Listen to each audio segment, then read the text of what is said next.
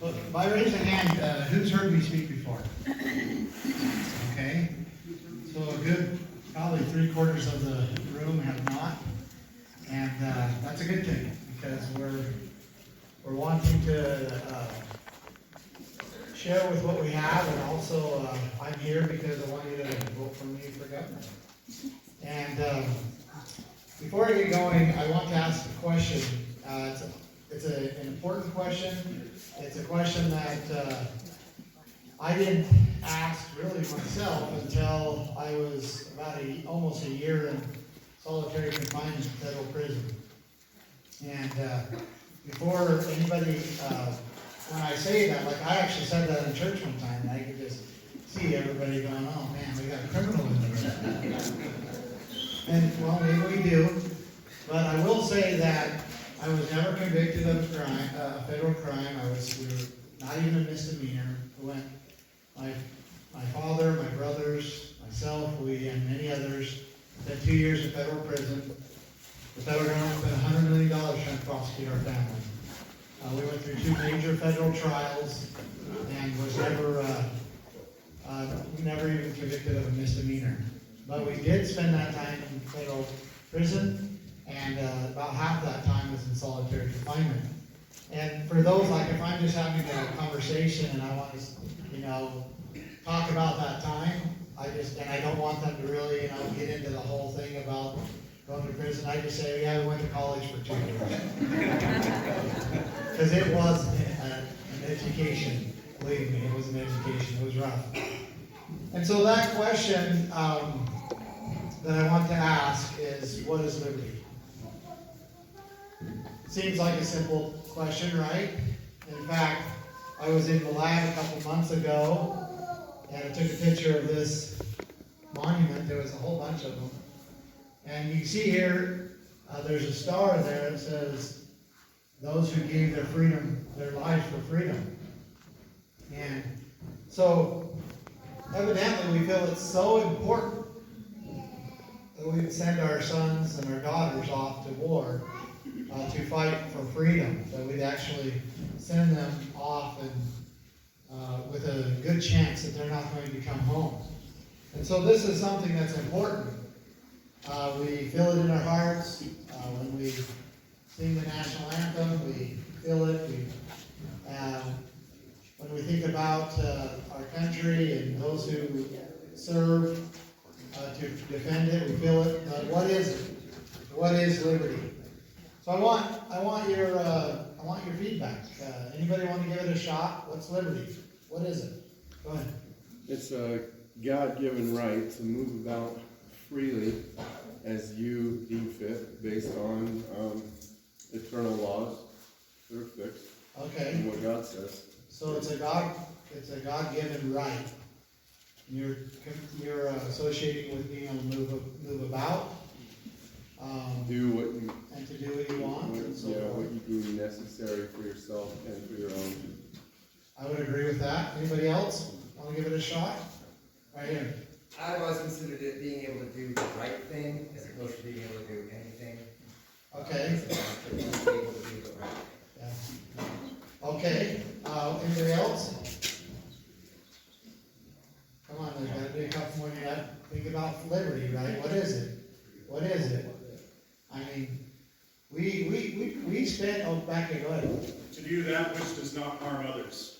Okay, does not harm others. Okay. Well, let me tell you the definition that I settled on, and I've tested it many times, and I believe it's correct. And then I'll give you some authority behind it, so you can, decide for yourself if you want to accept this definition of liberty, because I think it's correct. I believe that liberty is the ability to do whatever you want, as long as you do not infringe upon another person's rights. Okay? So think about that. Liberty is the ability to do whatever you want, as long as you do not infringe upon another person's rights.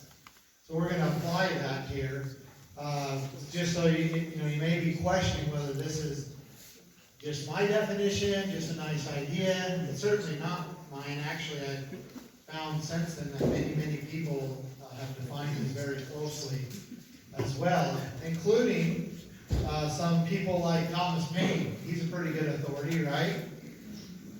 Look what he says. He says, liberty is the power to do everything that does not interfere with the rights of others. Thus, the exercise of the natural rights of every individual has no limits, save those that assure to other members of society the enjoyment of the same rights. Is not he saying the same thing? Right? What about the author of the Declaration of Independence, Thomas Jefferson? He says, rightful liberty is unobstructed action according to our will within limits drawn around us by the equal rights of others. Is that not the exact same definition? And then he says, I do not add within the limits of the law, because law is often but the tyrant's will, and always so when it violates the rights of the individual. So what is the priority? Is the law the priority? No. The individual rights to liberty is the priority. The law is just supposed to protect that. But the law can often be taken and turned into the tyrant's will. And so we need to recognize that the law is not the priority. And our country was not built upon the law being the priority. The priority is the individual rights, which includes liberty. Now, so if we take this definition and we apply it in our lives, first of all, though, why is it important that we understand the definition of liberty? We understand what liberty is. Why would that be important? Because you can't stand for it and protect it if you don't know what it's. Exactly. If you don't know what it is, you don't know if it's when it's being taken. You don't know what you have to do to stand for it and to prevent it from being taken. And you have no idea who's taking it.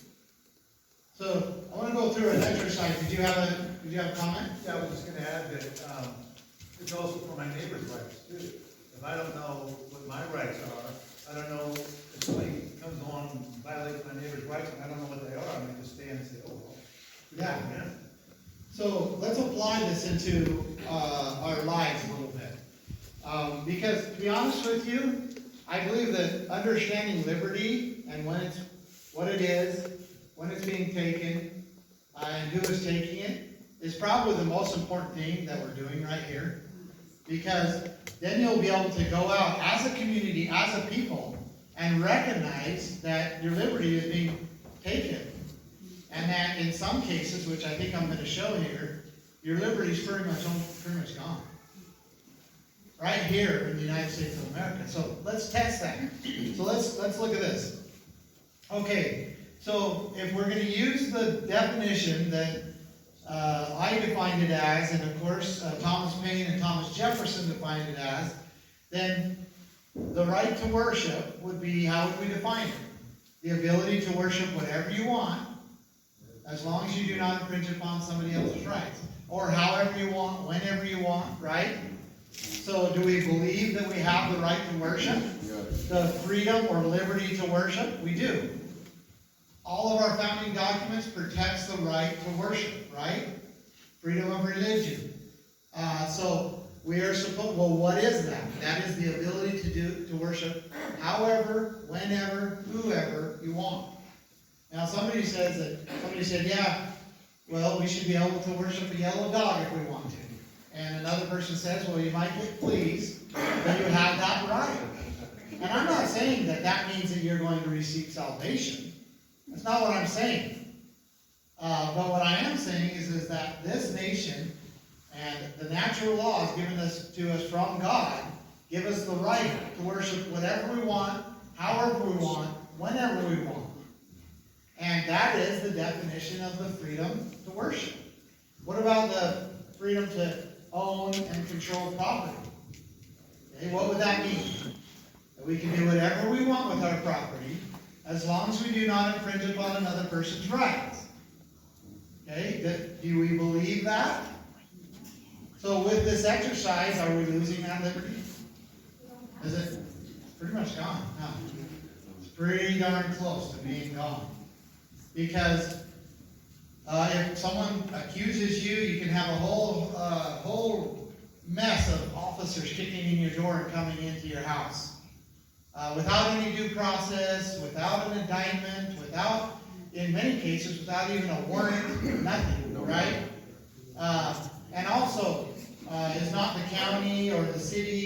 state telling you exactly how you're supposed to, what you can do with your property, what you can't do with your property. See, this is the loss of freedom. This is the loss of freedom, because the definition of freedom is the ability to do whatever you want with your property, as long as you're not infringing upon your neighbor's rights. So if you're not infringing upon your neighbor's rights, then you should be free to do whatever you want with your property. Now, there's something interesting about this, because if your neighbors are not complaining that you're infringing upon your rights, and if they're not complaining about that, then, and nobody else is, then what right does the state have to come and control your property? Zero. Did you know that that was a very understood principle that we founded this nation upon? That the state couldn't get involved in anything unless there was somebody whose rights were being violated. Yeah. But now that's not what's happening. The state has all these laws and rules and regulations and statutes, and they will come to you and prosecute you or fine you when there's nobody else complaining, there's nobody else's rights that are being infringed upon. And it is an absolute loss of liberty.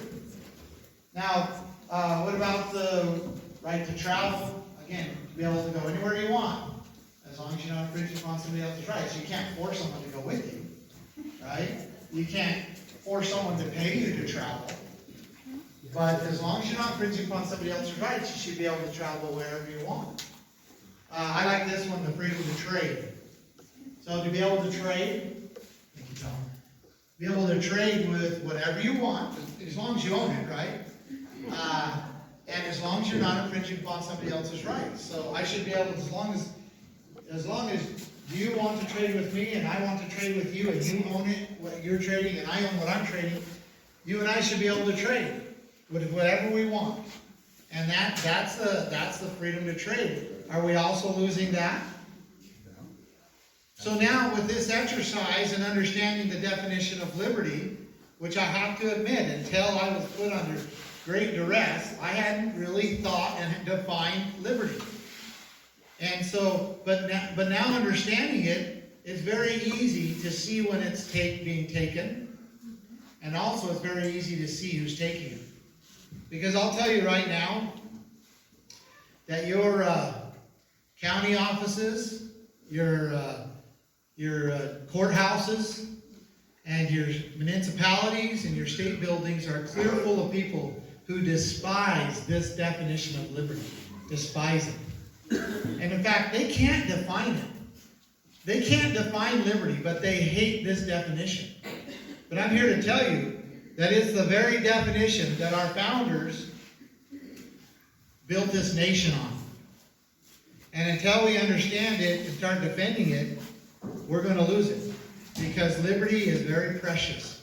And very few people in the history of this world have enjoyed liberty like you and I have. And our children, right now, if we do nothing, or if we even continue where we're at, we just maintain it, our children will never, ever experience what we've experienced when it comes to liberty. Because you and I both know we do not have as much liberty as we had 5 years ago, 10 years ago, 15 years ago, and even 20 years ago. Not even close. We're losing it. And people are taking it. Intentionally taking it. And what is it? The ability to do whatever you want, as long as you are not infringing upon another person's rights. Okay? Declaration of Independence says, we hold these truths to be self-evident, that all men are created equal, that they are endowed by their Creator with certain unalienable rights, that among these are life, liberty, and the pursuit of happiness. So we know for sure what they were talking about when they said liberty, which is the ability to do whatever you want, as long as you're not infringing upon somebody else's rights. Now, again, it's extremely important that we leave this meeting with this understanding, and that we begin to stand up for liberty. And we begin to stand actually actively against those who are trying to take it. Because you're not crazy, and you're not the fringe when you're trying to defend liberty. They are. They're the fringe. They're the opposition. They're the ones that are trying to take something that is most precious. They're the weird ones, not us. And we have to understand that. And so let it lie where it lies. All right. Now, I am in a job interview right now, so I do need to go through a little bit of history of who I am. Many of you may know, but I was born in southern Nevada, lived on the Bundy Ranch, and I don't know what's going on with my computer. It's been lately, I've been losing my cursor, so anyway, I'll have to just go through it manually. Here's my parents. They, now it's not even going to do that, sorry. My mom's from Gooding, Idaho, so I've got some Idaho roots. And they taught me right from wrong. My dad taught me when it was time to compromise and when it wasn't time to compromise. And that's been a great blessing to me in my life. Here's a picture of the Bundy Ranch. Pretty dry. Here's a steer on the hill. You see, it takes about 100 acres to produce enough feed for one cow. So they have to run over a lot of ground, a lot of acres. And we have a watering system that's been built for, and added upon for multiple generations. And it allows the cattle to be out there and to graze over large areas and then water. And they come from springs that are very consistent. They're very small, but they always run water all year round. Here's a picture of my dad on the horse and in the background there in the wool. My little brother, branding cows. This is what I grew up doing. See the old stockade corral around there? That's what most of the corrals are in that area. They're the only ones that'll hold up in that desert. Here's a picture of my little sister. She's getting off the bus and she's met with 4 dogs and a calf. And that calf, my dad actually saved that calf in an emergency C-section. His mother was hit on the highway, and so he did emergency C-section, and then they bottle fed the calf, and to be honest with you, he ended up being a real big nuisance, because he would always go wherever people were he'd want to be, and he'd even try to come in the house. And so he would also go sleep right next, not very far from the house in the field, and the dogs would all piling up on him, and so would the sheep, and they'd be all in one big pile. And we always just laughed because it was like they were having an identity crisis. A little bit like Boise right now.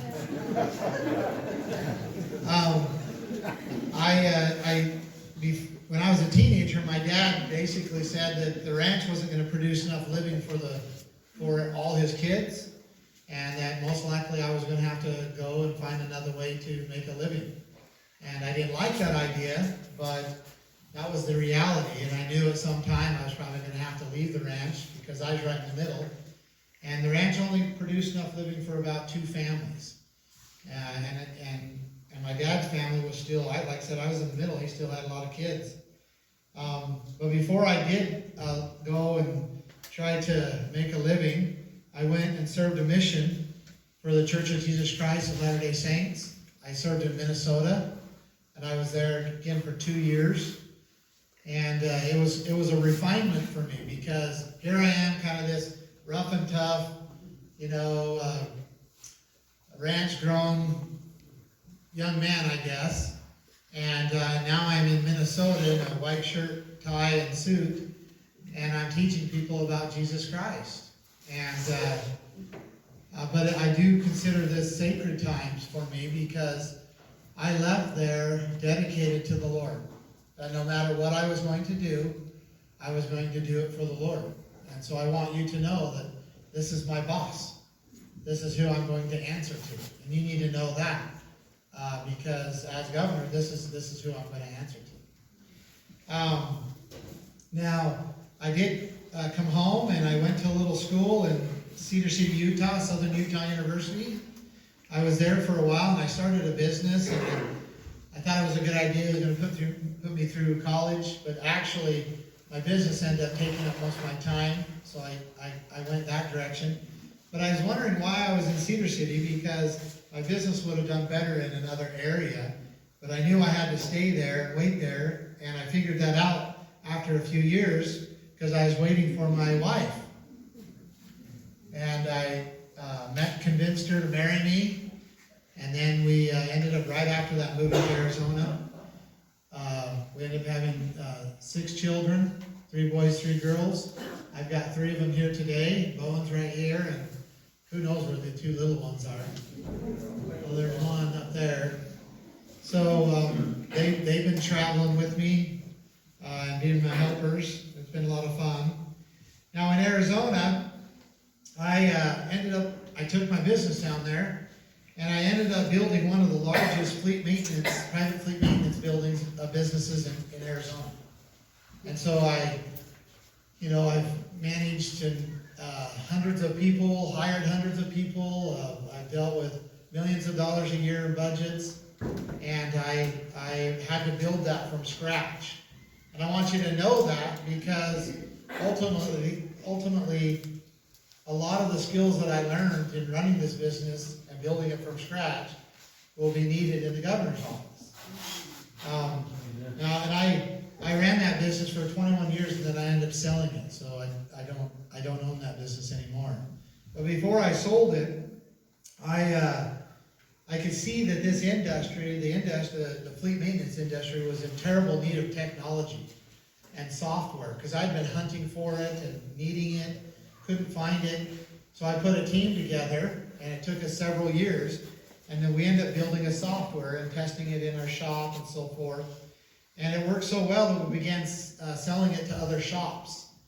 And now it's one of the leading fleet maintenance shop management softwares in North America. And so, yeah. Again, I tell you this simply because I want you to see another side of me. I Googled my name on MSN, and I said, man, who is this guy? This guy's a crazy guy, And so, a lot of people don't know. Some put together that I was from the Nevada ranch in 2014 when all that happened.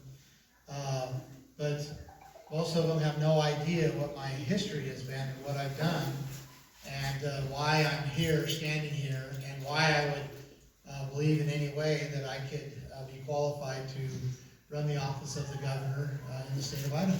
And I have done, in fact, my entire life. I've managed and worked with people and communicated, and I've been able to take an idea and then bring a lot of people in on it, get it all going in the same direction, and then make it something valuable for somebody.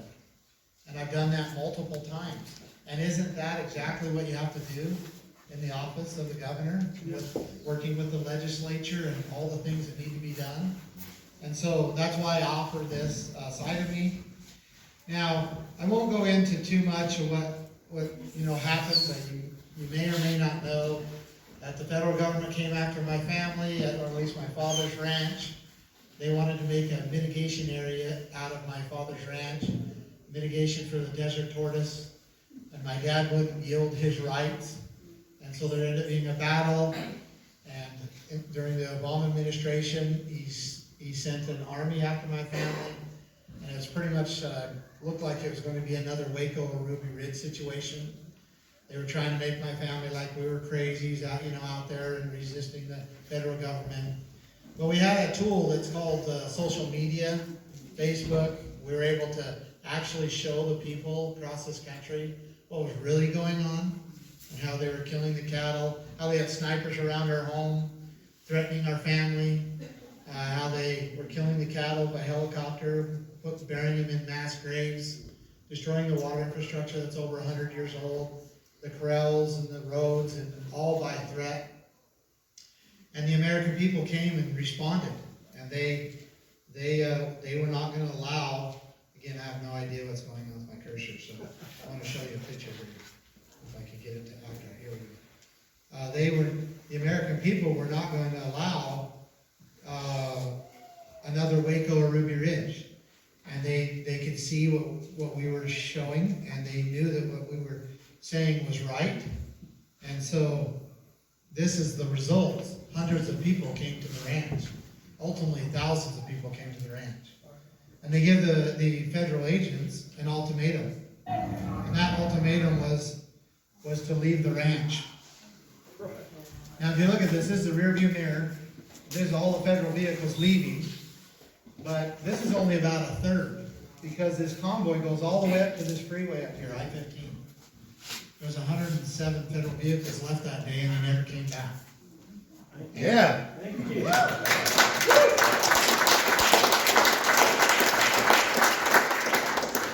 And so, I propose to you why would I tell you these things? Well, I'm being honest with you. I don't look at things the same way I did before. Like, I saw this great threat, and I still see it. In fact, what happened to our family was now what is happening to all of us. Yep. It's just 8 years later. So we just have a heads up. We just had a heads up. And we've been trying to warn and share and, get this message, get out there that we are in danger, that this is a great force that's on us. But that also, all in the same week, all in 7 days, so I see this great, terrible force, but I also saw the remedy. I saw the solution. And it was the American people coming together and saying, no, you're not going to do this to our neighbors. You're not going to do this to ourselves. Yeah.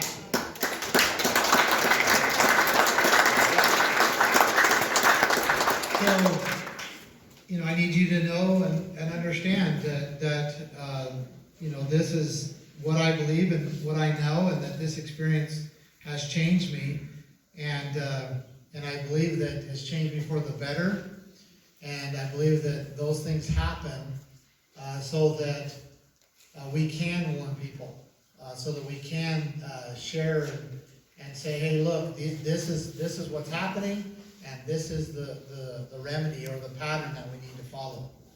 Now let's talk about Idaho. We're going to spend the rest of the time talking about Idaho. We'll do some questions. I'll try to answer your questions the best I can here once I go through this. And then I want to show you some videos and so forth from our campaign. Some of you may seen them. So Idaho is in a battle for its conservative soul. And if you don't know this by now, then hopefully by the time I show you these things, you will know. You'll understand. Because the facts are is that Idaho is the fastest growing state in the United States and has been for a while, and most of you know that. In fact, since 2015, approximately 248,000 people have moved to Idaho. So that's like adding the city the size of Boise to your state, to Idaho, every 10 years. And it doesn't look like it's going to stop growing, right?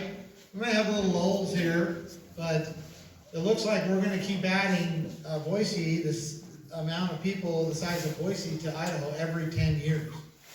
So, talk about a challenge, right? But that's not the greatest challenge. The greatest challenge is that approximately 36% of the people coming to Idaho are liberal-minded. And they want desperately to change our God-fearing, conservative state of Idaho into a more progressively woke place to live. And they're very active in this. They're much, much more active than most of us are. And so this is an issue. And you would think with the Republicans controlling the Senate, House, and Governor's office for the past 26 years, that Idaho would be the most conservative state in the United States. But we're not. Actually, we're not even close. When you look at the Republican platform, it's a righteous platform. And you have to ask, why are we not putting it forth in Idaho? Why are our laws and our policies, why do they not follow the Republican platform of small government, fiscal responsibility, protecting the unborn, securing individual rights? Why are these things not being put forth in Idaho? Why are we seeing what we're seeing? When the Republicans have controlled the House, Senate, and Governor's office for the past, really almost 40 years, other than a little spell in early 90s.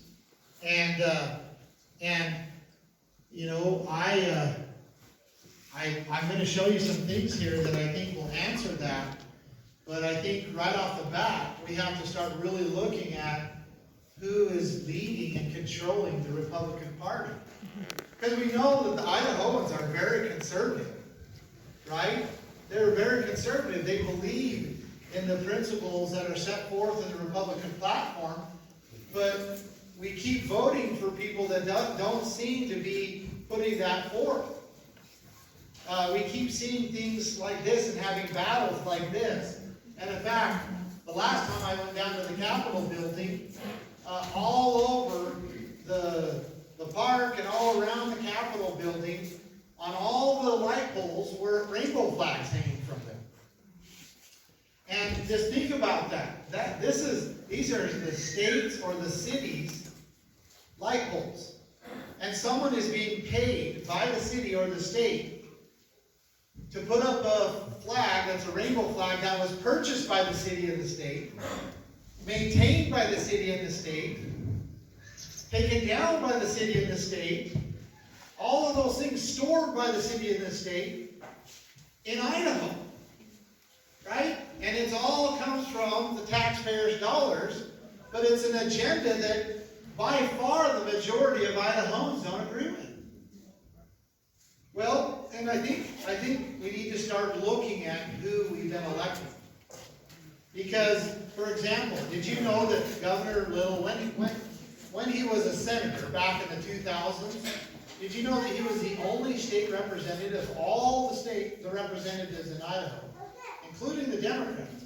He was the only state representative to support gay marriage in Idaho. What about this, as governor? As governor, Brad Little has increased the food stamps program by 24.2%. That's higher than any other increase in any other state.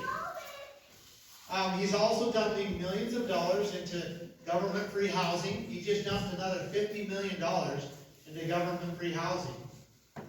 And if you remember, he supported Obamacare and Medicaid expansion in Idaho, right along with Otter. Right? They rushed it right into Idaho. And a statistic that keeps blowing my mind is that Idaho, under Governor Brad Little, in 2021, spent almost 40% of his budget on welfare programs. Okay? So, why is this important for you to know? Well, let's break it down. Because state housing, government welfare, food stamps, which is free food, free health care, and pushing the gay ideology have been the staple of the leftist agenda for decades. And no person has pushed that agenda more in Idaho than Governor Brad Little. I mean, is that not the leftist agenda? Free food, free housing, free education, free health care, free everything, right? And then on top of that, pushing this ideology that is a gay, I guess the gay ideology, the best way to outline it, is that not the leftist agenda? And yet, our Republican governor has pushed that more in Idaho than anybody else. And we keep going election after election and electing them. And he's not alone. He's doing it with a whole handful of people that have got into power in the Republican Party and into Idaho and has stayed in power for now almost 4 decades. And why? Because we are not aware enough to realize who these people really are. So we have to take responsibility for it. We go down and just trust that if it has an R next to their name, that somehow they must be conservative. We can't do that anymore. No way. Not if we love the place we live. Because guess what?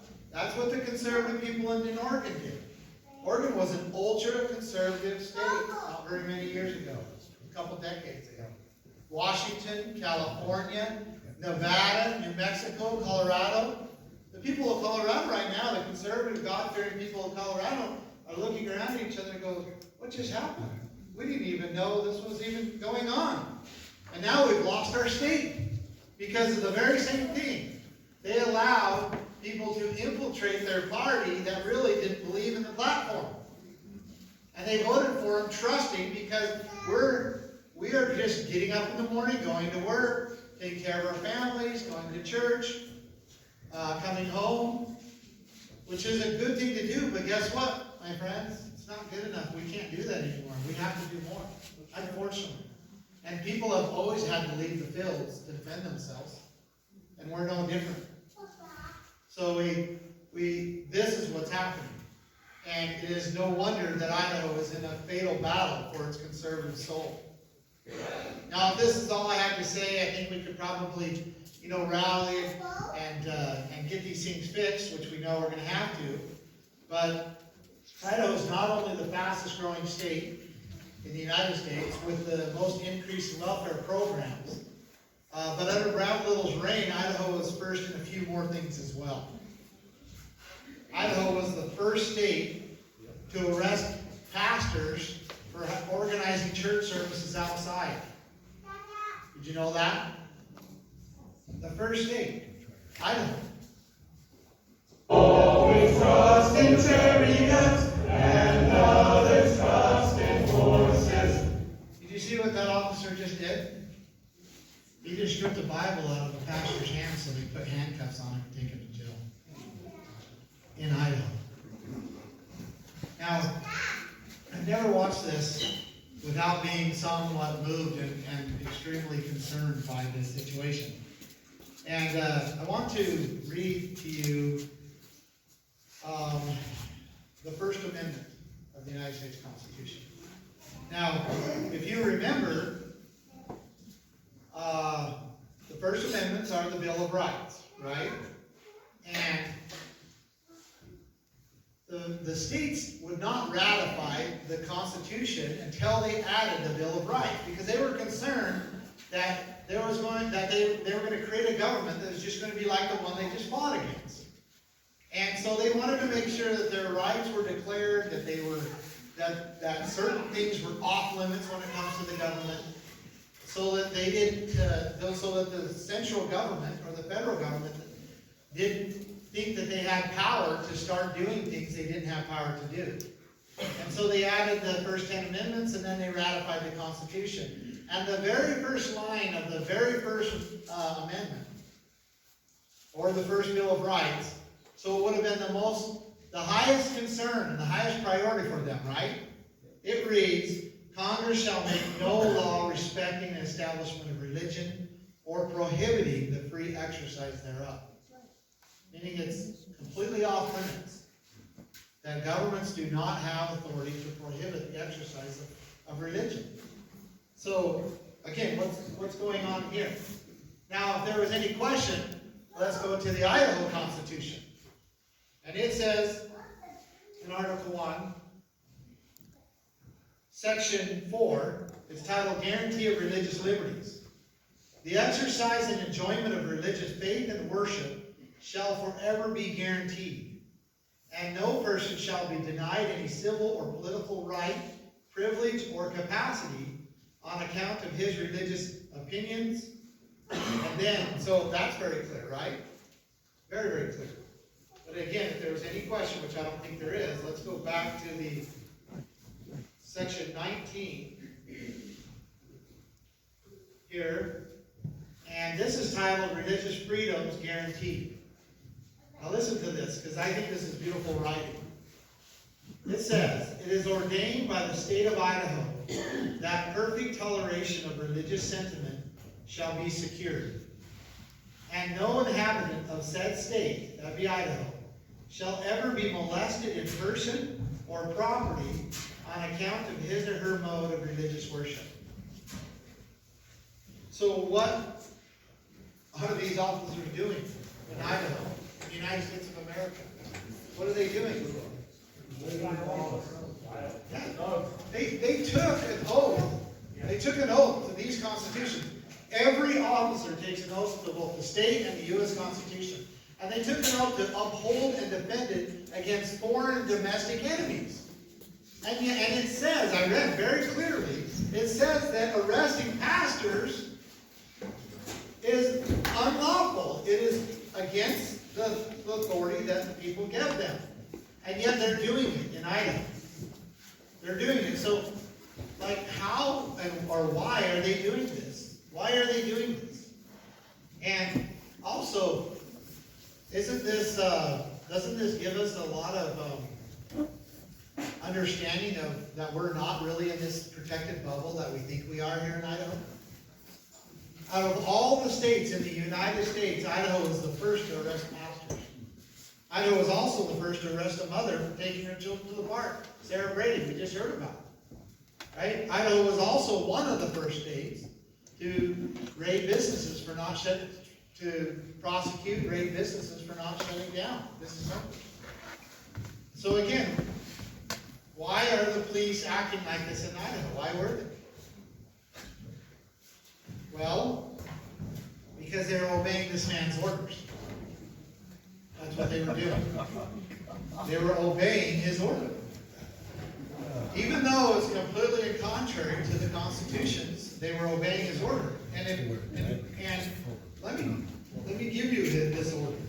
If you remember, this is the Idaho Department of Health and Welfare order to self-isolate. This order directs all individuals living in the state of Idaho to self-isolate at their place of residence. So the governor ordered you to stay at your home. I know, I wasn't born for someone else to tell me that I have to stay in my house. Right? I don't remember ever giving another person authority to tell me that I can do that or not. Right? Then he says, well, you can come out if we give you certain permissions. Then down here, 3, that we were going to make some businesses essential and some businesses non-essential. And if you're an essential business, you can stay open. If you're non-essential, you have to close your doors. And then number 4, prohibiting all non-essential gatherings of any number of individuals, which evidently included church, because they're arresting pastors. But again, it's in conflict with this. So there's a major conflict going on, because the governor doesn't have authority to do that. Both the U.S. and the state constitution says that he doesn't have authority to do that. Yet pastors are being arrested in Idaho. So I want to show you this as well. This is page 9, section 9 of this same stay-at-home order. It says the director requests that the sheriff and chiefs of the police in the state of Idaho and the Idaho State Police ensure compliance with and enforce this order. The violation of any provision of this order constitutes an imminent threat to public health. So this was not an order of suggestion. This was an order of enforcement. And this is why the police and the chiefs of police and the sheriffs and the state Idaho State Police thought that they could go out and start arresting people and enforcing this order in direct violation of their own oath. And so you see here we have a problem. We have a huge problem. But let's, if we can, let's try to give Governor a little bit of a break here, because maybe he did it. Let's say hypothetically he did it for the health and safety of the people of Idaho. And I know that I can see some of you don't believe that. No matter what I say, it's going to be hard for you to put your mind in that place. Now, some of you in here might believe that Governor Little did it for the health and safety of the people of Idaho. He just did the best he could, and that he was just, just trying to do the best he could to protect the people of Idaho. But I'm going to show you a few things, and you get to decide whether I'm giving you the truth or evidence, or whether I'm giving you propaganda or not. You get to decide that. So, you remember when Governor Little put the state of Idaho in emergency status. Do you remember that? Well, that happened on March 13th, 2020. And there's something interesting that happened also on March 13th. So this was the very day that Governor Little put the state of Idaho in a state of emergency. And it also happened to be the same day that President Trump held a press conference and announced that he was releasing $50 billion to states that were in a state of emergency. Okay? Well, again, maybe we were in a state of emergency. Maybe there really was an emergency. But the problem with that is on the governor's own website, on March 13, 2020, he says there's only one confirmed COVID case. One case. We're a state of 1.8, 1.9 million people, and Governor Little put the state of Idaho in emergency status when there's only one confirmed case, but it happened to be the same day that the federal government releases $50 billion to states that were in a state of emergency. All right, so you get to decide, right? So here's a little bit more. Just about a week and a half later, on March 25th, he put the state of Idaho in extreme state of emergency. Remember that? Extreme state of emergency. Well, that happened to be on March 25th, the same day that President Trump and Speaker Nancy Pelosi announced a $2 trillion relief packages to states that were in extreme state of emergency. And Idaho had no COVID deaths and 136 unconfirmed COVID cases. We're a state of 1.8 million people. That's like basically a little more than this room getting sick. And so they lock the entire state down and says that everybody has to stay in their homes, businesses are going to be shut down, schools are going to be shut down, you can't travel, resting passage for having church. That's basically what went on in Idaho. But remember, we're asking the question, did you do it for the health and safety of Idaho, the people of Idaho, or did you do it for something else? You had to qualify, right? The state had to be in a state of emergency and then a state of extreme emergency in order to qualify for these trillions of dollars that the federal government was making available. Now, he starts to tell us in his own documents, his own proclamations and orders, he says, and securing millions of dollars in funds, talks about the emergency order, and then right here, section 46601, that's what he says. I'm going to try to get this a little clearer if I can. Probably not much better, but. So remember that 46601, because that's the authority that he says that he's doing this under. This is the authority. Right here, he said he's thanking President Trump for $1.25 billion, and this is a very interesting document. This is Executive Order 2020-07. He says, whereas I issued a proclamation on March 13, 2020, declaring a state of emergency in the state of Idaho, whereas I issued a proclamation on March 25, 2020, declaring a state of extreme emergency in the state of Idaho, whereas Congress has passed and President Trump has signed 3 legislative packages that provide state funding in response to COVID-19. Whereas I anticipate additional congressional actions on federal relief packages to states regarding COVID-19. So I put the state of Idaho in an emergency status, then an extreme emergency, and Congress is now giving us a whole bunch of money, and we're going to get more. And then he says, this is the same executive order. It says, now therefore, I, Brad Little, Governor of the state of Idaho, do hereby order the creation of a COVID-19 Financial Advisory Committee, comprised of members appointed by and serving at the pleasure of the governor. So what is he doing here? Well, he is, but he's putting a committee together. He's putting a committee together that serve at his pleasure, that he appoints, and that serve at his pleasure. Yeah, his buddies.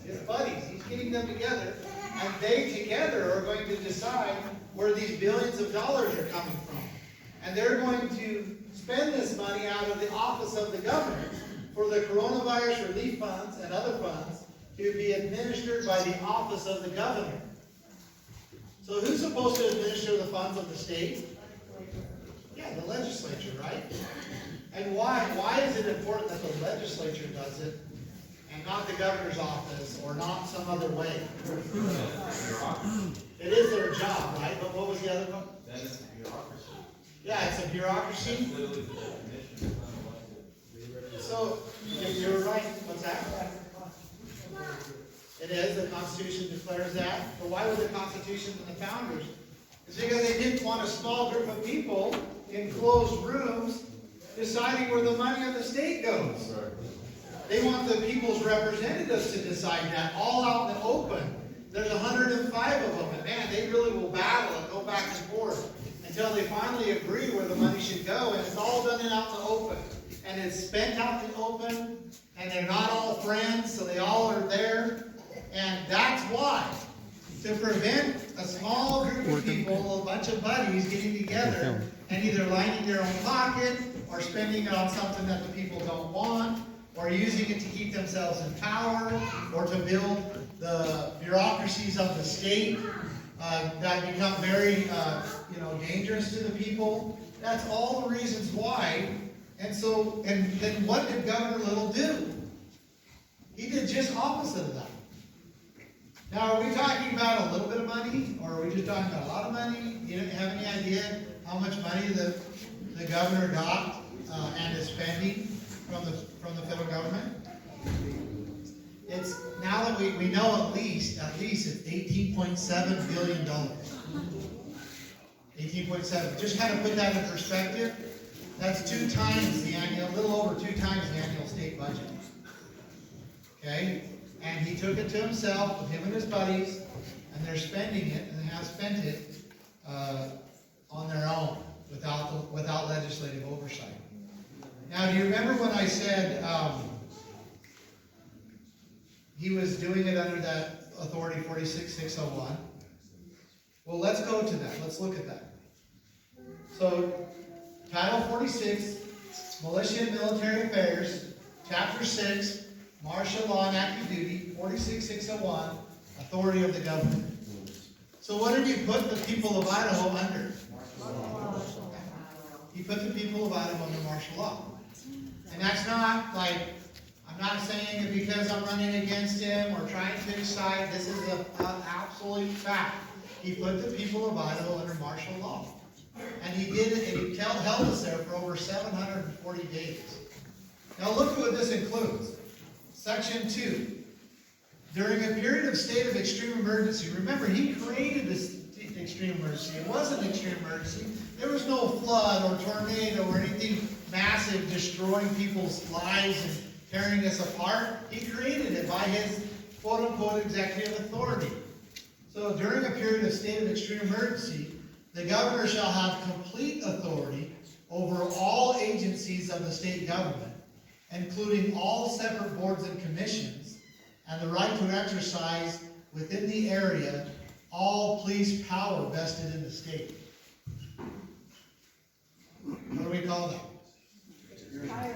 I mean, the governor shall have Russia. The governor shall have complete authority over all agencies of the state government, including all separate boards and commissions, and the right to exercise all police power vested in the state. What's that called? Dictatorship. That's right. That form of government is called a dictatorship. It is a dictatorship. And so look what he's done. Now he's consolidated and now is controlling all this money. Billions of dollars, 2 times the annual state budget. And he brought that all and consolidated all down to his power. Then he consolidated all the powers of the state down to just him. And he held on to it for over 2 years. So, this is what happened in Idaho. This is what went on in Idaho.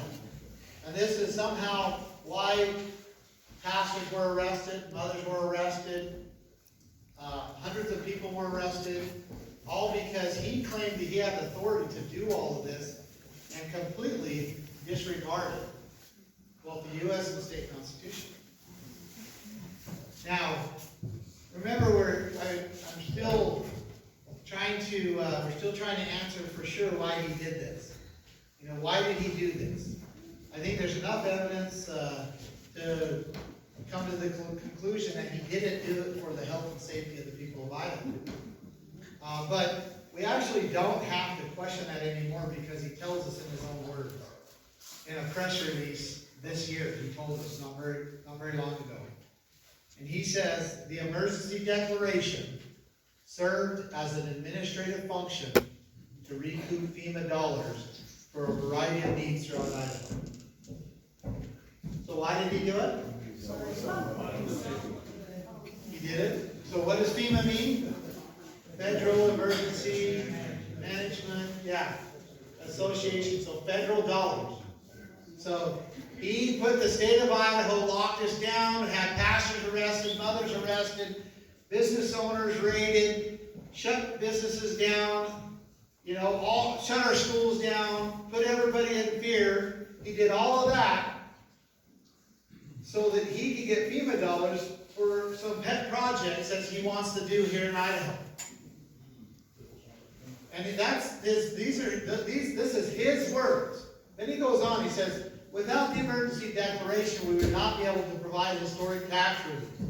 A step that's even more important now as gas prices and inflation soar. What do you think caused the inflation? Right? It was the billions of dollars that the state was taking from the federal government that caused inflation. And they overflooded the market with US dollars. Without the emergency declaration, Idaho would not be the state with the strongest economy in the nation. But it's not because of the people of Idaho. This is an insult to us. A complete insult. Because the economy of Idaho is not thriving, or we now all of a sudden have a quote-unquote surplus. It's not because the people of Idaho are doing so good.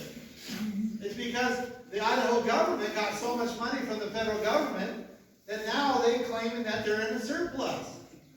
And I just want to put this in perspective. So, if you take $18.7 billion, and then you take the households in Idaho, did you know that that's right around $34,000 per household? So, and then, if you remember, now he's saying right here, without the emergency declaration, the state of Idaho would not be able to provide Idahoans with historic tax relief, which is an average about $300 to those who actually got the check. So I mean, so now we get $300 right before the Republican primary, and then again right before the general election. But he put each household in Idaho $34,000 in debt. And at some point, either we will or our children will have to pay for that. And he calls it a record budget surplus. And he calls it historic tax relief. And in fact, this is the letter that he sent with the check. My fellow Idahoans, look, grab little. This one was sent right before the Republican primary, so in February this year. He says the economy of Idaho continues to blow past projections. We're leading the country in economic prosperity. We achieved historic tax relief for Idahoans for a second year in a row.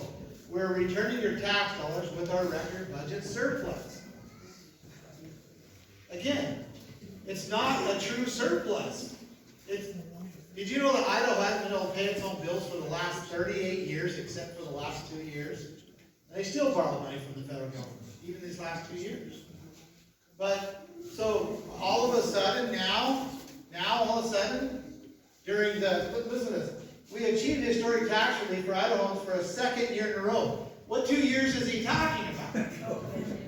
Because in early 2022, he sent this out. So what 2 years is he talking about? 2020 and 2021. So during the dark months of the pandemic, when everything was shut down, when businesses were shut down, people weren't traveling, they're afraid, schools, all of that, when the economy was completely shut down, Governor Little is claiming that somehow during that period of time, Idaho had the 2 best financial years ever. Compare that to this. From the Hill, the impact of the pandemic on the U.S. and global economy was catastrophic. Economic historian Adam Tooze characterized its impact as being the swiftest and most comprehensive contraction of global economic activity ever. So this was the worst economic period of time ever in history. Except Brad Little somehow is saying that Idaho amassed a record budget surplus during this time, and there's so much money that he's going to give us a little bit back right before the Republican primaries and right before the general election. All right, now after all of that being said, all that I showed you, and you get to decide what you're gonna do with this information. You can believe it or not. Then he says this. After all of that, he says this, just in a recent press release, he says, I kept Idaho open. Banned vaccine passports, never issued mandates for vaccines or masks. The emergency declaration never violated or restricted any rights of Idahoans, never put Idaho on lockdown, and never allowed for mandates for masks or vaccines. He says, these are the facts. Just so you know, when someone says these are the facts, it means they're lying. I don't know what Idaho he lived in. I know the Idaho that I lived in. And that was an Idaho that was arresting pastors for organizing church services outside. That was an Idaho that was arresting mothers for taking their children to the park, or prosecuting owners for staying open against Governor Little's lockdown orders. That's the Idaho that I lived in. Did you know that there was hundreds of people in Idaho that were arrested for trying to go to school board meetings or city council meetings or, the Capitol building during legislations that were arrested over these COVID lockdowns and mandates? In Idaho, that are still being prosecuted today, or that were prosecuted, that spent jail time, that are still in jail today because of those things. That's happening in Idaho. This was not an order of suggestion, this was an order of enforcement. And Brad Little ordered it. And so we have to say to ourselves, and he's standing behind that now, he's using that to try to get himself elected again, and he's hoping the people of Idaho are so stupid that we'll believe anything he tells us. That's what he's banking on. And so it's really a battle of knowledge, this election is. Because if there's enough people that are informed, then they'll understand that they can't vote for him anymore. That we've got to go a different direction. And so that's where we're at. And that's why I'm here. That's why we've done, over 200 of these things over the last year and a half to educate and to give the people of Idaho an opportunity to decide whether they want to go this direction or they want to go another direction.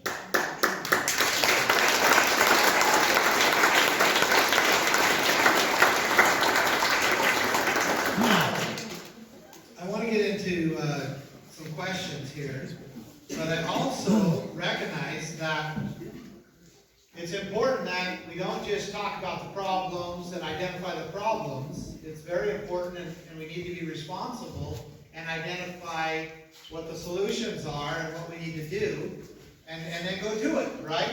Because either we're going to be a people that are acted upon, or we're going to be active. We either act or we're going to be acted upon. We don't get to reside in the middle. I didn't make the rules, and I'm glad I didn't make the rules. But that's the way it is. We either are acting or we're acted upon. And so I have proposed and have run on the Keep Idaho plan. If you haven't gone and read it, it's at hopebundy.com. And it's broken all the way down. It's very organized. It's a plan and what I'm proposing that we do. And I just want to go down through the 8 planks to the Keep Idaho plan, talk a little bit about it, and then I want to answer all your questions, and then I want to show you some of the ads and have a little fun before we leave. Number 1 is protect private property. Now, why would that be number 1? Why is that such a priority? That supports life. What's that? That supports life. It does support life. Pursuit of happiness. It's the pursuit, it's where we go to be saved, to raise our children, to worship, to store our things, and to enjoy our lives. It's very important. All of us know what our homes bring to us. And if someone else owns your property, that means you don't have the rights to it. And it's extremely important that we protect that property. In fact, did you know the Communist Manifesto says that communism can be summed up into a single sentence: the abolition of private property. Yeah, number one. The very first thing that they try to take away when they implement communism is private property. Because they know that you cannot function as a controlling state, a police state, or do what communism is supposed to do if people have private property. So that is why it's number one, and why the state, and why as governor, I will do all I can to scope the state into a place that is extremely, extremely active in protecting private property. Including, going right into number two, eliminating progressive taxes. So including eliminating our current property tax system. Yeah. Because right now, we have to pay on our homes till the day we die. And our elderly are losing their homes and others every day to the state because they can't pay the state their property tax. And it's very important that we restructure our tax system and get rid of our current property tax system so the state cannot lien our homes. There's other ways to collect the funds needed for legitimate purposes of government rather than based upon the most important piece of the important rights that we have, which is our property. Okay, number three, free Idaho from federal control. Now, anybody have any idea about how much federal control is in Idaho? How much Idaho is controlled by the federal government? Any idea? Well, first of all, let me show you this. I'll show you this because this is where Idaho gets its revenue from. So, over 36% of our revenue comes from the federal government. We have not been able to pay our own bills without going to the federal government for the last 38 plus years. And did you know they don't give a dime without strings attached to it? They don't. So it's putting Idaho and people of Idaho into what the founders called undue obedience. Because we have to comply, we have to agree, we even sign memorandums of understandings in order to get these funds. And you have to ask the question, well, why can't Idaho pay our own bills? Like, why do we have to go back to the federal government every year to pay our own bills? Why are we not working hard enough? Or what is the problem here? Right? Well, I'll show you what the problem is. It's actually very, very, very simple. The red is federally controlled land. It's not. It's not in the U.S. or in the state. Red states. Yeah. Hey, this isn't Republican counties. This is federally controlled land. And they even control more of the subsurface mineral rights. They control 72% of the subsurface mineral rights. Okay? And so, this is causing 4 major problems. One of them is we can't generate enough tax revenue through the land and through the sale of our, resources and generating wealth that would come from using this. The state can't generate enough revenue to pay its own bills.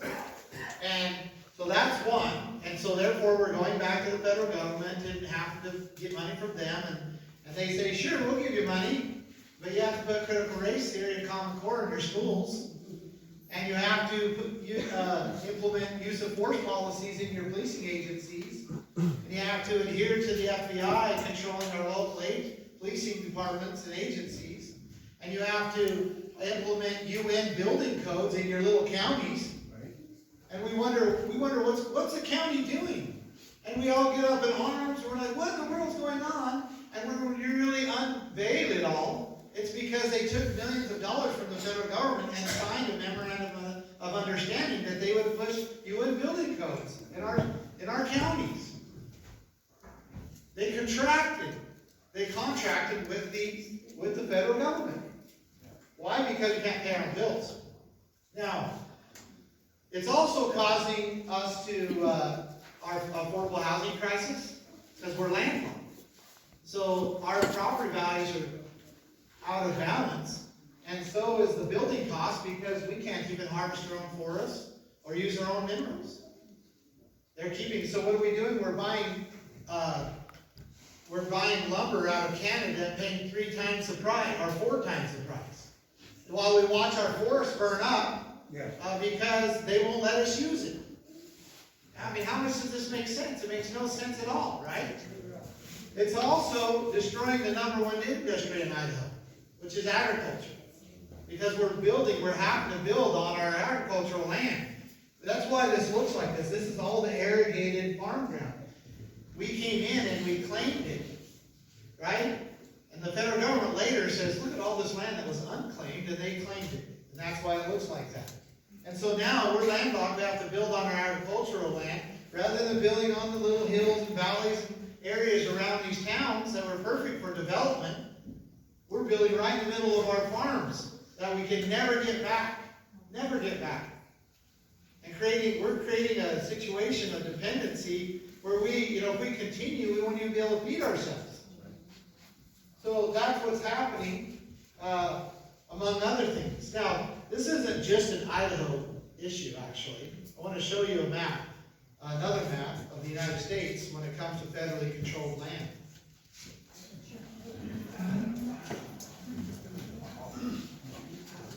Colorado Rockies, about where that line is.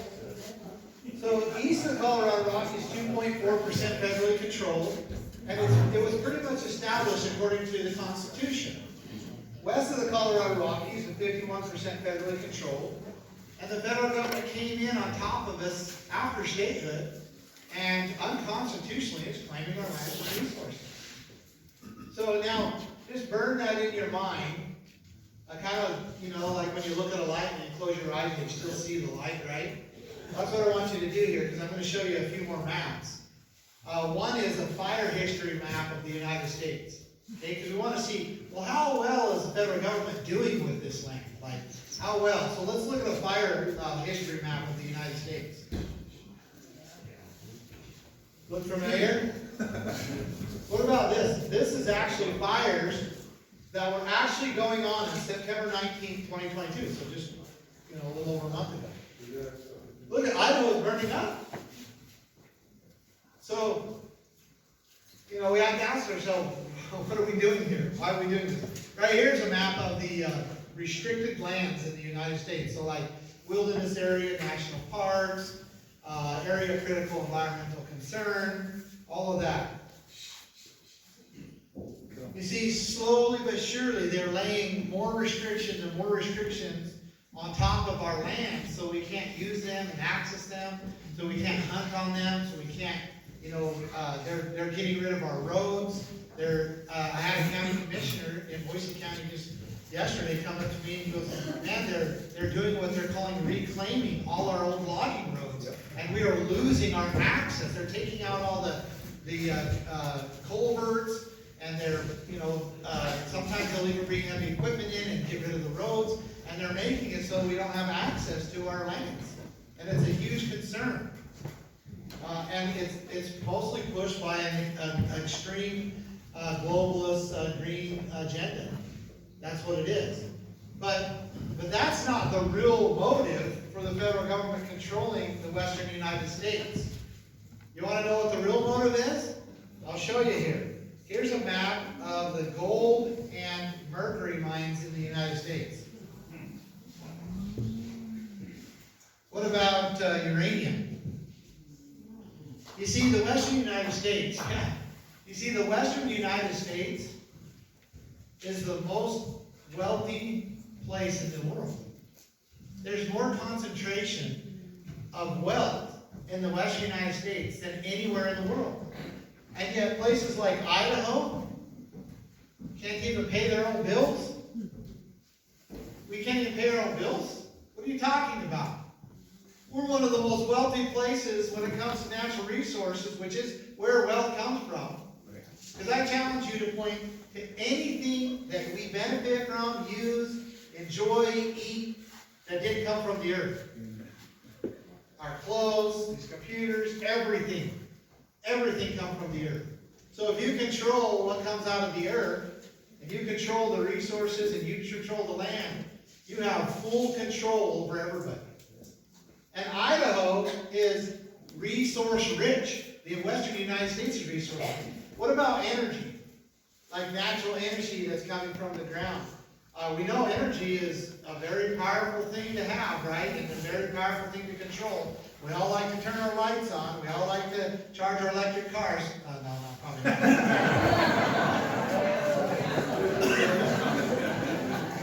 Talking about that one. But what about this map, right? Which is energy that's generated from the earth.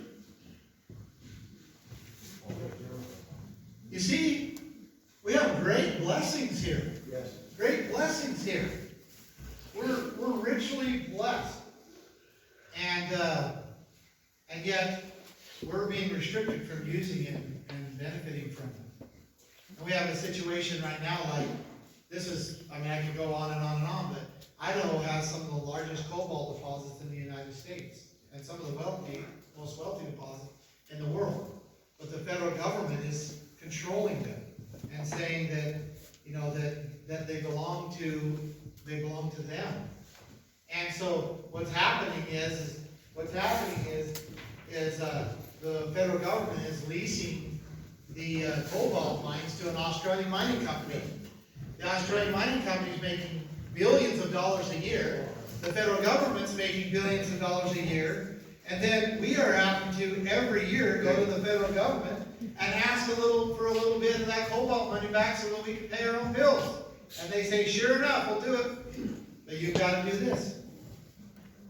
So this is the situation we have to get out of. This is a really serious matter that we need to address. And why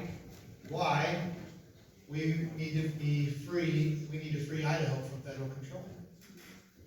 It's also very closely connected to why we need to make Idaho independent again. Because obviously you can't be independent if you can't pay your own bills. But I'm talking about more than just paying our own bills. What about energy independence? What about things like fuel refineries in Idaho? You know, so that we don't have to be held under this global game that's being constantly played. You know, why are we not doing these things? We have tons of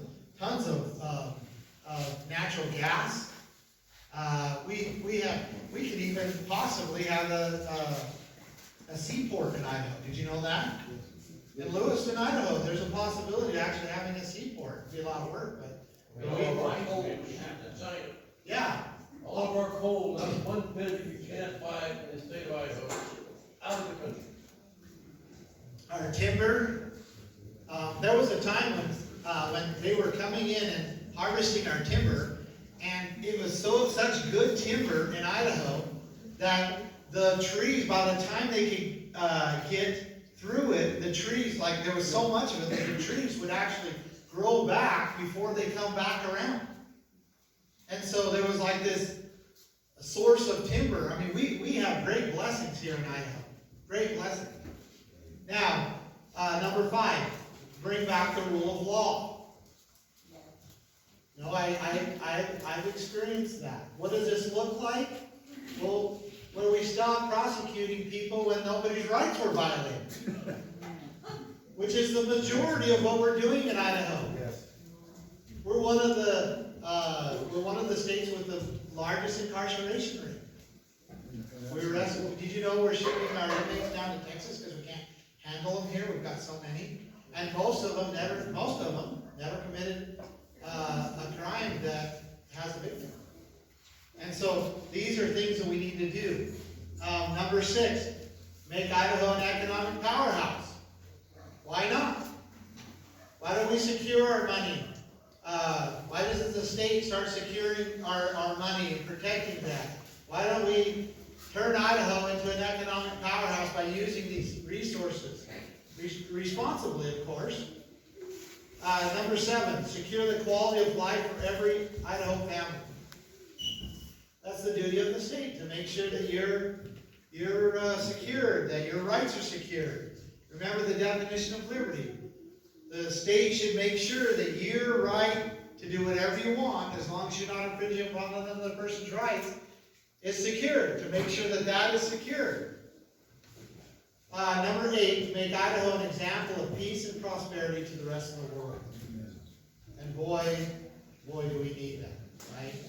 Can you imagine if we were to apply these principles and start to do what is possible? Idaho has not even closely met or its potential. It hasn't reached its potential. Imagine that we start to apply these things in the rest of the world, we'd be like, yeah, let's look at Idaho, look what they're doing. And they'll start to apply the same things in their states and in their countries. And we can relight this flame of freedom that's almost snuffed completely out across the world. And so this is my Keep Idaho plan, and why I say it's so important that we keep Idaho. Now I want to answer your questions. I've kind of gone on here for quite a bit, and I appreciate your listening to me and your thoughts. So now, any question you have for me? So I got one right here, and then I'll go here and right here, and I just kind of went in the time that I thought I saw. So right behind you, and then you're third. Okay. Right here. Hammond, the only problem I have with what you said is you said the federal government money, and it's really our tax money that is coming back to us. Well, I think a lot of it's printed right there, and it's not. Right, but I'm just saying, I don't know. it's government money, but it's really our tax money. Yeah, well, I think most of it, a good amount of it is It's printed. stealing from us, yeah. So, do you realize that, just economically, every dollar that we print actually is causing the rest of the world to be poorer. You can't print, you're controlling the, you are the world currency, which the dollar is the world currency. When you're controlling the world currency and then you're printing dollars, every dollar that you print causes the world to be less, more poor, I guess, is the right way to say it, right? And how do you think the rest of the world feels about that? If you build a cross. If we made a promise, we wouldn't print money like We that. did make that promise. That's why China and Russia, you don't like them, but that's why they're trying to build a currency that will have a greater credibility than the US dollar. And I promise you, if that ever happens, that it'll be a terrible, terrible time for the United States of America, and we'll deserve it. Now, okay, I got you, I think, actually, fourth and then fifth, okay? So right here it is. Mr. Bundy, to revisit that 46601, I understand that's legislation. Is Brad Little misinterpreting the language of that legislation by going against the Idaho Constitution? And the second part of my question is, do you have any endorsements for Attorney General or Sheriff? Okay. So yes, for Attorney General, Raul Labnor.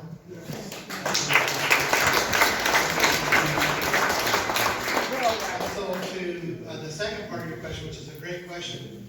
So this statute was supposed to be so that the governor can protect the people's rights immediately if there was like a flood or a tornado or some type of natural disaster or even an invasion or whatever it is. It was supposed to be this so that he can quickly act and protect the people's rights. It was never supposed to be used to take the rights of the people. And it has a limit on it. It has a 30-day limit on it. And so that's what the statute says. It has a 30-day limit. He can only do it for 30 days. It says that if it was an extreme situation that was ongoing, that he can extend it for another 30 days, and then he has to turn that power back over to the legislature. And he didn't do that. And, I'm just kind of getting hung up on, it says, I'm sorry. I'm not hung up. I just want to know if it's also the legislation that has corruptly taken our rights. Because it says the Constitution of Idaho, but it goes on to say rules and rules, regulations, orders which he considers necessary for the protection of life and property. It wouldn't be legal to go against the Constitution, which has happened. Is that legislation askew? So I understand what you're saying, and it very well could be, like this could be unconstitutional. However, if it was applied where he takes the powers of government, right, and uses it to protect people, then I don't know that we could say that this was unconstitutional. But if he took the powers of government and it violated the rights that are declared and that are natural, by taking this, then absolutely it is unconstitutional. And, there's certainly that debate, should we even have this? Is it too dangerous to have this? The way Governor Little used it is too dangerous to have in our statutes. We need to get rid of it. But it wasn't intended that way. It was intended for him to act quickly as needed, as the executive, and so that he can do what he needs to do to protect our rights. But he used it to take our rights. And that, of course, is unconstitutional. No man or no person has the right to take another person's rights away, unless they infringe upon another person's rights. That's natural law, and that's why they're called unalienable rights.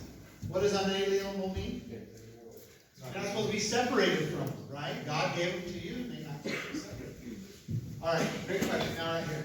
Well, actually, my question is actually kind of two parts, but, in response to his, my question was, do you have a plan to eradicate that in some way? I mean, because I feel like you're exactly right.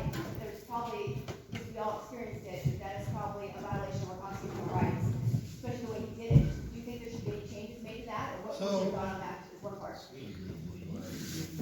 Yeah, so she asked, going back to the statute here, should it be gotten rid of, changed, whatever, right? Yeah, that's a question. So, there's a kind of a little bit more information now, and that is that the legislature, the statute also says that the legislature has the power at any time to end the order.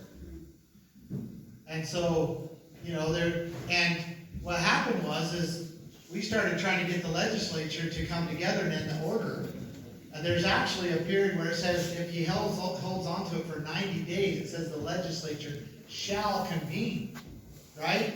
Well, anyway, they started to do this, and they actually, a bunch of them got together on the 90th day, but the governor then says, look, you don't have permission to convene without my permission.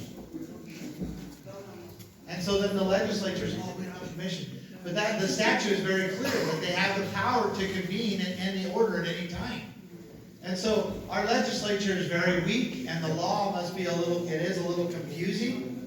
They use that as an out, and then Governor Little held on to this power for 740 days. And so, under those circumstances, I say we need to get rid of it. But there needs to be some executive power where he can act and do certain things to protect rights, but I don't think they need to go this far. So, all right here. I've got a question with regards to claiming back land from the federal government. I'm not quite sure how that would happen. However, with regards to the balancing private property and public access on land reclaimed from the feds, or even now, where there's out-of-state moneyed investors that buy big parts of property and such, and trying to keep public access to some of these without trampling property rights. Yeah. So I'm curious to know more about your thoughts on this. Yeah. What's happening is that, so he's talking about, the public property not being accessible because there's a strip of private property that you can't get to get to the public property. And we have really good easement laws in Idaho, where you can't landlock a piece of property that's supposed to be accessed, whether it's by the public or by a private person. You can't landlock it with other land, and so that that person can't use it. And so there already are easements to these lands, but they're not being enforced. They're not being identified, they're not being enforced, and it's important that we enforce those so that we have access to our public property. And I will say this, I've dug on it pretty good, but one of the number one violators of that very thing is Governor Little. He's like one or two, as far as owner of private property in Idaho, I think he's number one or number two of the most private property in Idaho. And him and his ranch and his family are notorious for not allowing access through the easements into the public property. And so that is a concern, that is an issue, but it's one of those things that where the law is already clear, it just needs to be enforced. And the people will become aware of it. And I think there needs to be, the state should have maps that show the easements, and that needs to be very accessible to the people so that they can see it. But I'll tell you what, the federal government does not want you to access it, and neither does ranchers and so forth like Governor Little, who owns massive amounts of land. They don't want you to be going and accessing it, and it is an issue. All right, so I'm back here first, and then I'll go here and then right here. Thank you. I'm a military family. My husband is off the National Guard. For the vaccine issue, there were millions of military people that were removed from their positions. My husband showed up at work and he was told, all this stuff. He filed a religious exemption. I know that there was a monetary factor involved regarding, I'm still confused whether it's the federal funding for National Guard or state funding. But what could Governor Little have done? I mean, you guys were forced into early retirement, people lost their jobs. What could he have done to help our military, which is, our protectors? What could he have done to ensure their jobs and their positions so we can have our maintenance of safety? Yes. Well, so Governor Little, if I understand government correctly, isn't he supposed to be the commander-in-chief over the state guard, right? But look, hey, but don't worry about it because he says he didn't mandate any vaccines, right? But yeah, we have the National Guard or the Idaho Guard that were certainly mandated. And so this is an issue of great concern because of two reasons. One is the state guard is being nationalized. It's being consolidated under a power that was never intended. The state guard was supposed to be what is equivalent of the state militia. And it's supposed to be under the control of the state, and now it's being nationalized. And so that will be corrected under my governorship. It will be corrected. And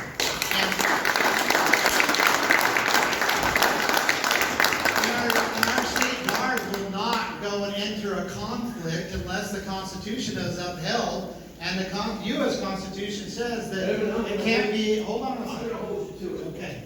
That was disbanded in 1946. That is the Idaho State Guard.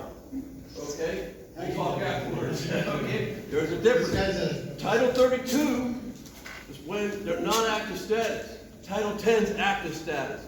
And they sold out, just like Anna was telling you before, to federal funding. The governor didn't have the cojones to stand up and say no to the federal government. I will not do this to my National Guard soldiers. Will you identify yourself, sir? No, you need to hear this. My name is Colonel Paul Nelson O'Leary, United States Army, retired. I'm America's only 10-war veteran. I've served in 10 wars post-Vietnam.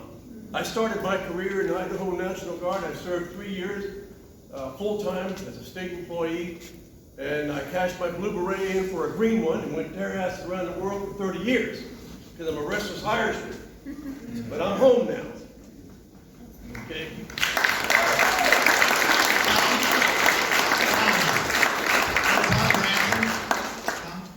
Would you go get something from me from the RV? So I have in the closet, not the big one, just that little one, there's a, Here, I know where it is. you know where it is? I You know. get the keys. Doesn't always know where everything is. I have something to show you, but I'm gonna let it be for a second. This is very important, very concerning, because if we don't have the power to defend ourselves, we don't really have a whole lot. And that's the purpose of the state, and that's why we need to honor our state guard, and why we need to make sure that they're not nationalized. And I promise you, if you hold on here for just a second, I'm gonna show you something extremely important. Okay, I think we had a question, right here. I kinda got off here, so. I think there's one more over there and then maybe. Yeah, go ahead. Yeah, I think it was you, actually. Now we'll go here and then right up here. All right, appreciate it. My name's Greg Devereaux. One of the things that kind of resonates that you say is keep Idaho idle, because Idaho is fairly unique. There's six. I think what makes Idaho unique is the wide open spaces and the sparse population. And the reason why we're seeing Idaho changing rapidly is because it's becoming more urbanized. And the urban people just have a different worldview than the more rural type people. So getting back to the public lands thing, I agree with you that federal control of the lands is the problem. But on the other hand, one of the attractive things about Idaho is the large amount of public land that we have. So in your view, if that federal control transfers over to state, what happens to the land? Is it still public land that is administered for benefit, or do, people like Bill Gates get to buy up all this land now? Those are the kinds of things that I'm curious about. Yeah, we have to make sure that that doesn't happen. So, we're talking about just shy of 33 million acres that the federal government is controlling right now. 33 million acres. Okay, so what I'm proposing, because we need to protect our agriculture. We also need to make sure we solve this affordable housing crisis, right? Because the next generation is looking at not being able to own a home in Idaho. That's the reality, and that's not fair, that's not right, because of this imbalance that has been caused. So I'm proposing, remember, you've got this private property, I'm proposing that we open up for development around the towns and the cities. Maybe let's just say throw out there 1 million acres, maybe 2 million acres, right?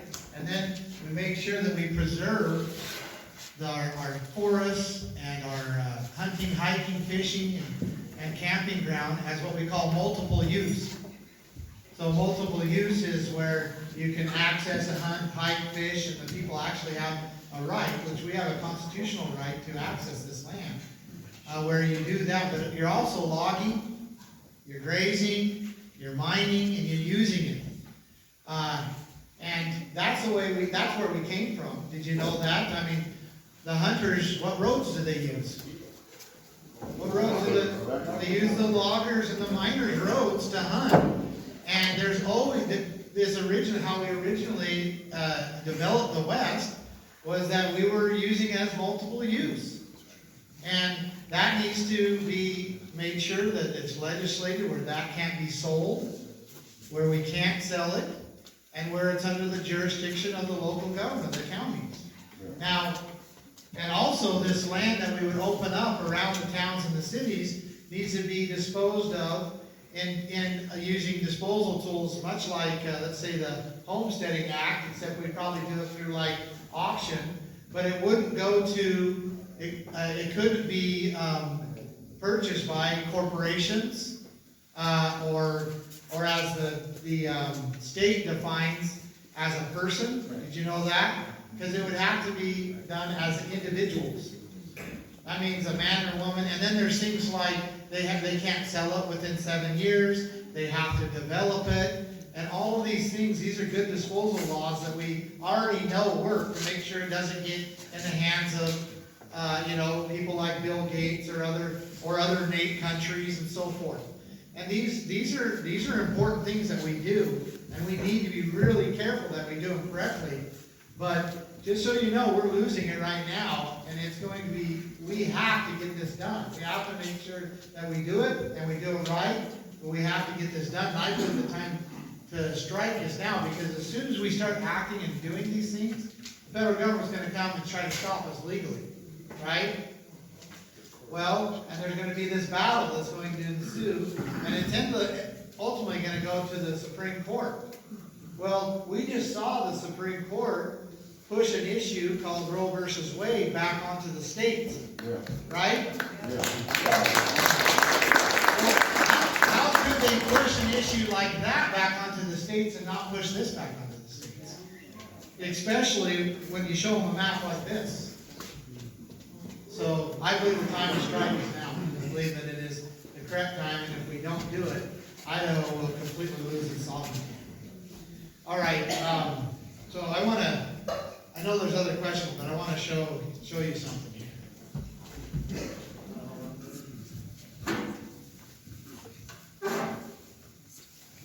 So I've been involved in a few things, and during this time, I've had some very special things that have been given to me. Because I was doing my best at trying to protect people's rights. And I had a man who gave me a hat. This was his hat. And he was in the Army, airborne, and he just felt like he wanted to give me his hat. It meant something to him. And he said, I want to give this to you because I feel like what you're doing is very much of what I was trying to do and why I went into the Army. And I cherish that hat. I cherish it. I also had I don't have it anymore because actually when I was arrested, the FBI took it from me and never gave it back. But I was given a duty badge from a police officer who was retired after 20 years, and he gave me his duty badge. And he says, I want you to have this because I believe that what you're doing and what you're standing for is why I went into the police force. And I held that in my pocket, and when I was arrested, they took it from me, and I never got it back, along with my wedding ring, actually. I also was given this right here by a man who had no legs because he lost his legs in the military. And you can see here, that's every 4 years, so you can see he was a seasoned, and this was his uniform. And I didn't want to take it. I've never put it on. But he insisted. And the reason why was because he felt like I was doing what he went into the military to do. And he wanted, this was his way of saying thank you, and he recognized that. And then I had another man it's just hard to even think about. I had another man come and give me this flag. And I wrapped it up, because I wanted to keep it preserved, and also because there's casings in there from when this flag was draped over his brother's casket. And when they honored him, and I guess they ended up putting the casings inside. And he gave this to me. And he did because he recognized, as someone who served in the military himself, that what I was doing in trying to protect and secure and make sure people's rights were protected was the whole reason why his brother lost his life serving in the military. And then I had a man, want to come up here?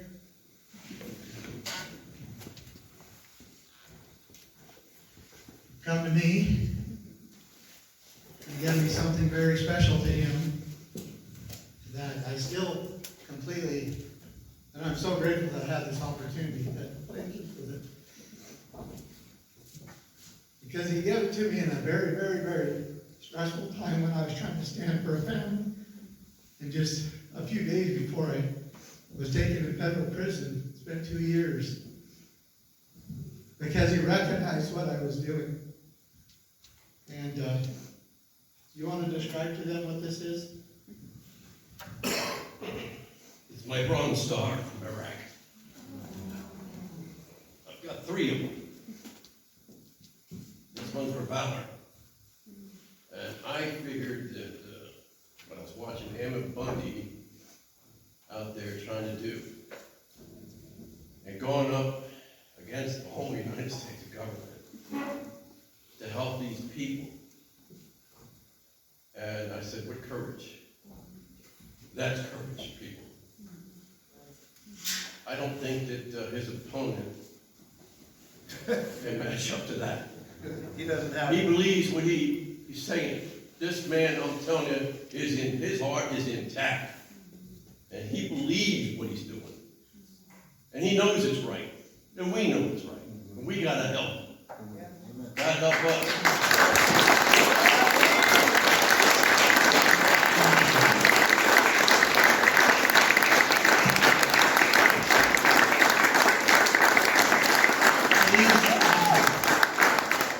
These are great treasures by a wonderful man. And I don't know whether I deserve them or not, but I do cherish them greatly. I don't show them to very many people, so I'm grateful for the opportunity. And it basically, ultimately, defines what we have to do, and where we're at, and why it's so important. And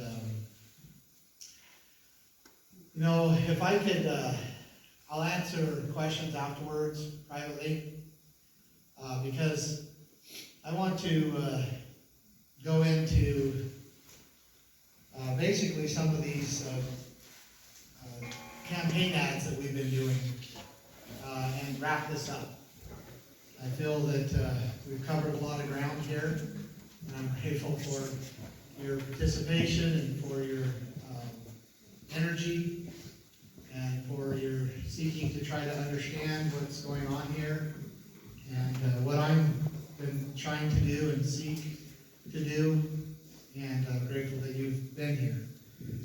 With that said, let's have a little fun, okay? And then, so I do want to answer your question, but I'm going to answer in private afterwards so that we can kind of move on here. And anybody have any objections to having a little fun tonight and then finishing this up?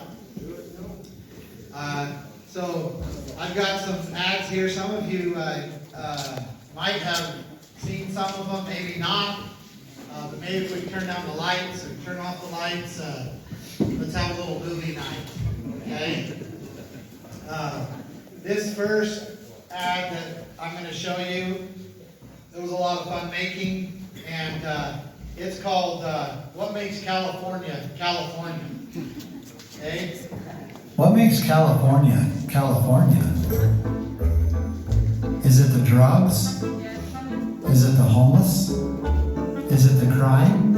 Or is it the defecation in the streets? Well, luckily for us, we don't live in California. We live in Idaho. The crime has stopped out, where men are still men, and where the American dream still lives today. You see, we do things a little different around here. And we're not going to stand by and watch as our way of life gets destroyed.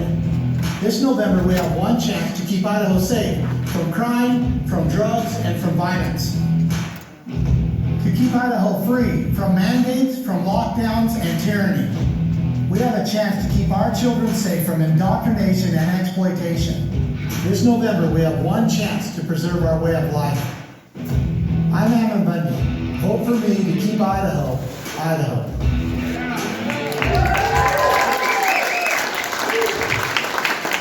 I'm going to do an Idaho thing and get these flies out of here.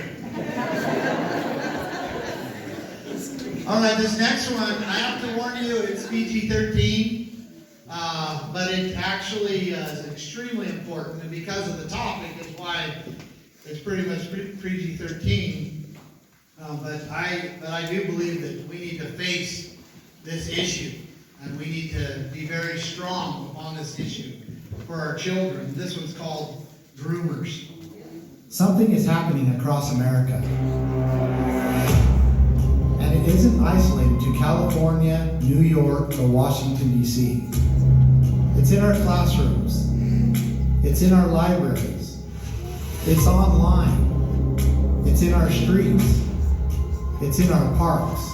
And it's happening right here in Idaho. Our children are being groomed. Idaho's governor has not only remained silent, he is actively partnering with the corporations, lobbying groups, and state agencies who have overseen this perverse assault on our children. My name is Ammon Bundy, and when you elect me governor of Idaho, I will protect our children and use all means necessary to keep them safe from this perverse, sexualized ideology. It's time Idaho puts groomers where they belong.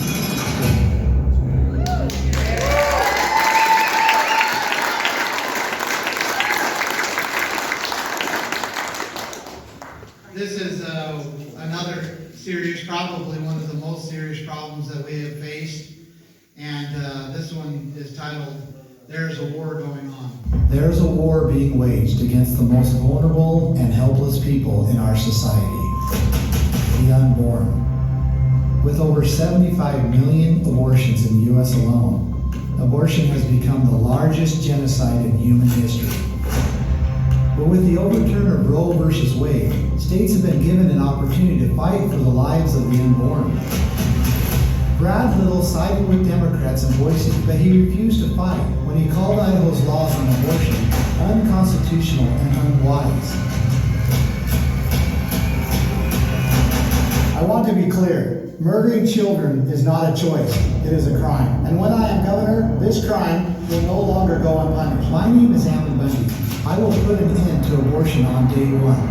A vote for me is a vote to ensure that Idaho's borders are where abortion ends and where life begins.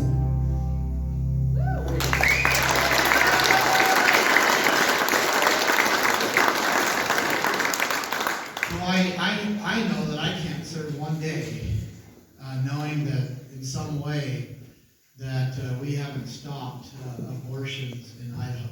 I can't. And so I will not be responsible for that. I can't be responsible for that. Now, this one's kind of a little Hollywood. I do have to warn you. It's a little bit Hollywood. It was a lot of fun making. We filmed it all through the night. Anyway, it was a lot of fun. But it also addresses a very important thing that we need to combat here in Idaho. And this one's called the woke cult. If there's anyone out there, if you can hear me, this is a warning.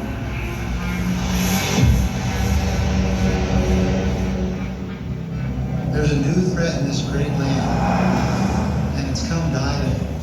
It can take on many forms and names, but we know it as the cult. With feverish hate, they work to destroy our sacred values, beliefs, and what is most precious to us. There's only one way to fight this evil. Find them and chase them out.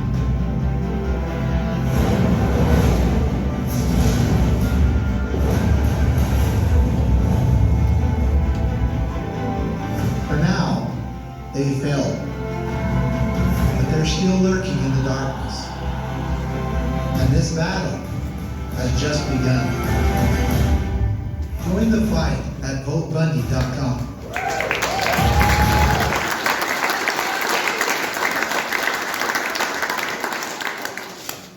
Isn't this movie night fun? I'm sure that's why you guys came here, right? So this next one is actually the most popular one we have. It's gone viral. It's had several, well, at least we know over 1.5 million views. And people have really enjoyed it. and it's called, We Will Help Them Move. Idaho liberals say that if I'm elected as governor, they will leave the state. Well, I'm here to tell you that when I'm elected governor, Idaho will help pay for their moving costs. After all, it's cheaper than keeping them here. Idaho spends nearly 40% of our annual budget on welfare programs. That's almost $4 billion of your tax dollars going up in the smoke every year. As governor, we will be getting rid of property tax, income tax, and your grocery tax, and balancing the budget by ending our billion-dollar welfare state. Idaho isn't California, and if liberals have a problem with that, then we'll help them move there. After all, the moving cost will be only a fraction of the price to keep them here. No one is saying you have to leave, but if you're going to stay here, then you have to work like the rest of us.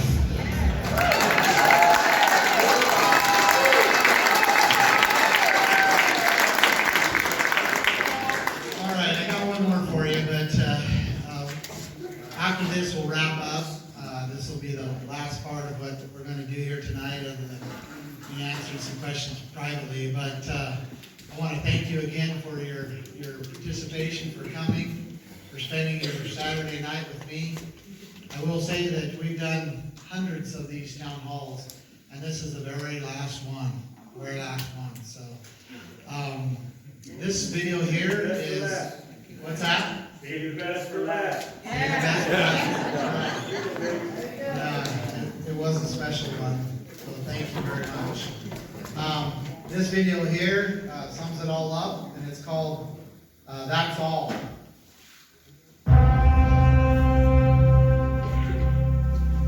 My name is Ammon Bundy. Liberals hate me. So this November 8th, vote for me as your next governor.